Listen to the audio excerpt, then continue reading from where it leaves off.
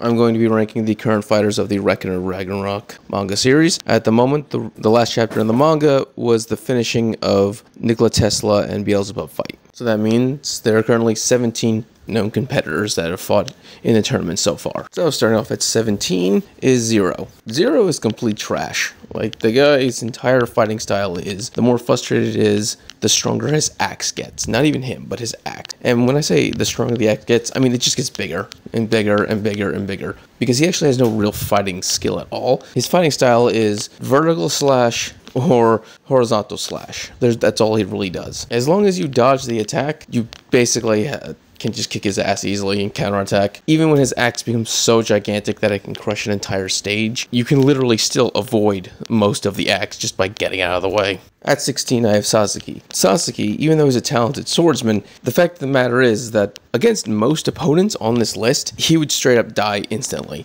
The only reason why he beat Poseidon is because Poseidon was arrogant and refused to fight until he was attacked, which then allowed Sasuke to go through his mind and basically lose over and over again until he could feel confident that he could win. If Poseidon actually straight up just attacked, he would have killed Sasuke instantly.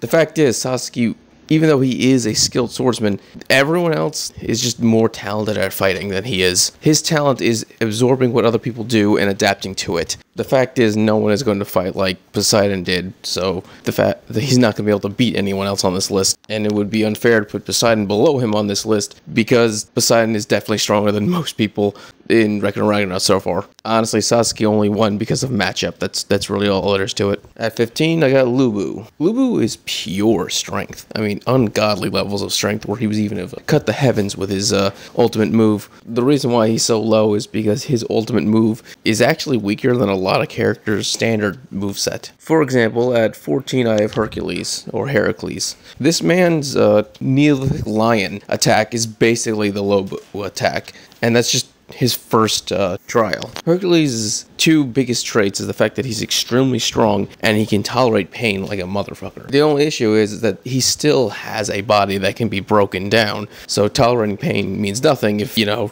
you're slowly being worn down. Now don't get me wrong, against everyone below him on this list, I don't even think he would need to use Cerberus trial, which is basically a transformation that is like a second form that makes him even more powerful than he already was. While we didn't get to see this form at its peak because he had his arm cut off and other things that were weakening him, the fact of the matter is, I still think that there are those above him on this list would be able to defeat his second form. In 13th place, I have Raiden. Now this, what I'm about to say does not apply to Zeus and Adam because literally they're entirely different beings altogether, but Raiden is without a doubt the physically strongest character in the entire list so far. The man was able to rip apart Shiva's limbs with just sheer brute force. There was no technique, nothing about it. He literally just ripped a man's arm off with his bare hands. And then when he adds technique, his sumo techniques, his slap, it's basically a giant fucking cannon.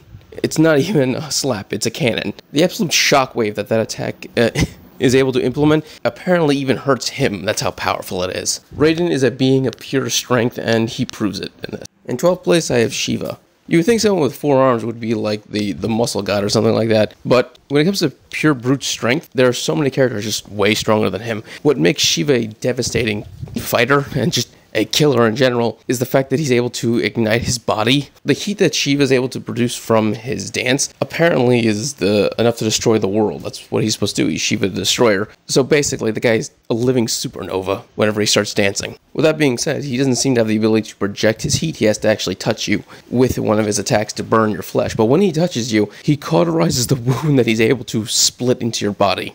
So his attacks are basically just a hot knife at that point. In 11th place, I have Jack the Ripper. Jack the Ripper, his way of doing things is basically mental. The guy's probably, in fact he is, the smartest character on this list. The way he fights is basically, he comes up with a strategy to outsmart his opponent, constantly trick them, and then put tricks on top of tricks, on top of tricks, on top of tricks, until eventually they all compound to the point where he can defeat his enemy.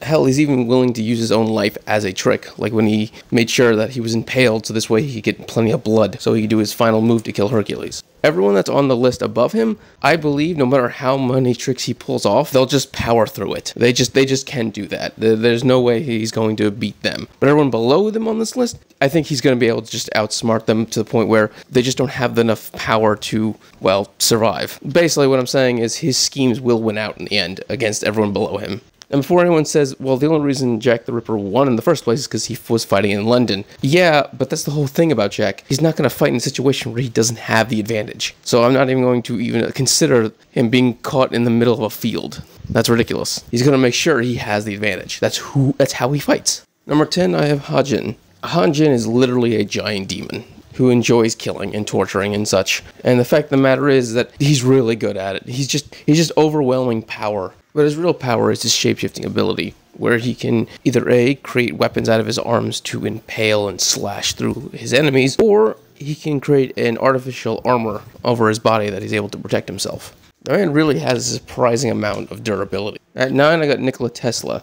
Nikola Tesla basically is Iron Man in this series. He creates a robotic magic suit that is able to basically do all the things that he always wished he could do, basically. Teleport, enact massive electrical power that is able to vaporize a man, which, yes, Tesla claimed that he invented something like that. It's basically the pinnacle of science that Tesla created at that point. And even then, he was continuing to advance himself to figure out better and better ways to use the Tesla coils, like teleporting only an arm. And that's really the main thing. While I still think Jack's the smartest character on this list, Tesla is the brightest and the best at evolving. And his ability to evolve is really what allows him to surpass everyone below him on this list. In 8th place, I have Thor.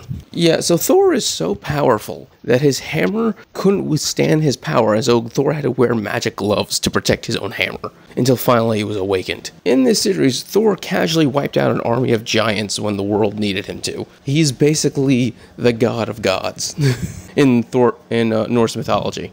The man really does seem like just an overwhelming force. In 7th place, I have Beelzebub. Based on his backstory, he really hated the fact that he was once the devil and also the god Baal, or Baal, however you want to pronounce it. But at a certain point in his life, to basically appreciate both halves of who he is, or at least accept both halves of who he is. And so when he combined this power, he ended up having a devastating attack that was banned to be used in the underworld because it was so powerful. Those shockwaves of his are absurd. They are able to basically just rip apart anything at a molecular level. He really is probably one of those devastating opponents you can fight, because he doesn't just beat the hell out of you, he crushes you inside and out. In 6th place, I have Poseidon. While Poseidon did lose his fight to someone who's much lower on the list, he lost because of his arrogance. But the fact of the matter is, that's very conditional. Literally everyone else on this list would just attack Poseidon head on, because literally how they all fought. And let's be honest, Poseidon, if he just fought head on, he'd win in most cases. He has overwhelming power. Pretty much all the gods feared him. That's how insanely powerful he was. There's really no one on the list that compares to just how overwhelmingly good of a spearman he really is. In 5th place, I have Buddha. Buddha can see people's souls and is able to then see their future actions before they commit them. That's an absurdly amazing power to have. With the ability to almost see the future, he basically can just do whatever he wants, whenever he wants, to dodge and to counterattack with ease. And then when it comes to his weapon, it has, well, 8 different forms for attacking, defending, parrying. It does all kinds of weird shit, really. It's a very versatile weapon, so a versatile weapon combined with basically future sight, and you have a warrior that basically can never lose. In 4th place, I have Hades. Hades would casually beat the shit out of Beelzebub, so he's an entire tier above him. But even that doesn't even come close to just how absurdly powerful he is when he actually goes all out, because the man has the ability to use his own blood to increase his power. The more injured he gets, the stronger he gets, which means he is basically the perfect fighter in a sense, because there is no way, well, almost no way, that hurting him doesn't make him better. In 3rd place, I have Qin Shi Huang. This guy is able to basically paralyze his opponent when they're about to make a great move, or when they're about to do anything they can by blasting their key points, because he's able to see their key points. And when he removes his blindfold, it gets even more powerful, where he's then able to basically target them to the point where he's able to find their weak point and take them out. No matter how powerful they are, no matter how fast they're moving, just a little puff of air on that single point, he's able to stop his opponent and then kill them. This was probably the first time Hades ever actually had a challenge in his fight, because of the simple fact that Shi Huang is basically the perfect warrior that we've seen so far. In 2nd place, I have Adam, obviously. If Adam fought against literally anyone else other than Zeus, he would have defeated them in a matter of seconds. Adam is able to dodge every single attack with his eyes of God, copy that attack, and then throw it back at them.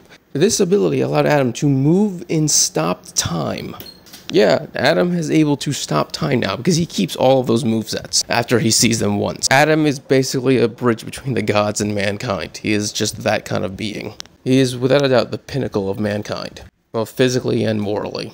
And finally, in first place is obviously Zeus, the only character that could ever defeat Adam, ever. And that's really the main feat, is the fact that he was able to defeat Adam. I mean, there's a reason why he's the god that sits in the middle of the room on top of a dragon during the meetings of the gods, because let's be honest, there is no one who's going to outseat him. He is the top dog of the cosmos. Alright, that is my list. Hope you enjoyed. Please subscribe, give a thumbs up so you can enjoy more Record of Ragnarok and other anime things. Thank you and have a great day.